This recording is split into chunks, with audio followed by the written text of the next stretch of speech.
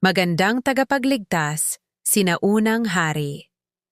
Ngayong araw, pagnilayan natin ang makapangyarihang pahayag na ito.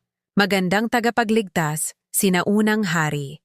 Ipinapakita nito kung sino talaga si Jesus, malapit sa atin, ngunit higit sa lahat ng ating maiisip.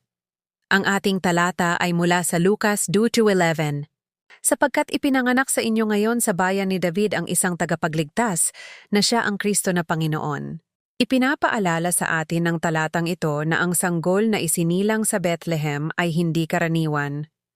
Ang batang nasa sabsaban ay ang tagapagligtas ng sanlibutan, ang walang hanggang hari na umiiral na bago pa man ang panahon. Hindi dumating si Jesus na may kapangyarihan o karangyaan ayon sa pamantayan ng mundo. Dumating siya ng may kababaang loob upang salubungin tayo kung nasaan man tayo ngayon. Ito ang diwa ng Pasko. Hindi na natiling malayo ang Diyos.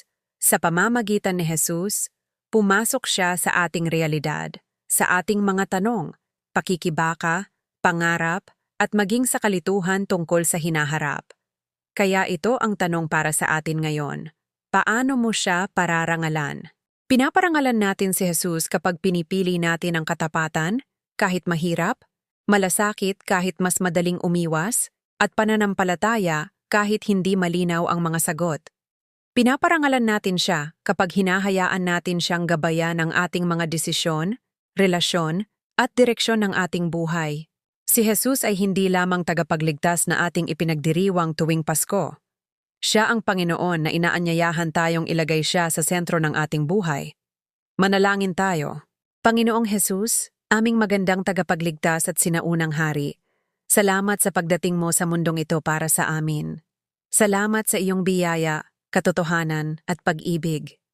Sa yugto ng buhay na aming tinatahak ngayon, tulungan mo kaming parangalan ka sa aming mga pasya at ipagkatiwala sa iyo ang aming kinabukasan. Ikaw ang maging sentro ng aming Pasko at ng aming mga buhay.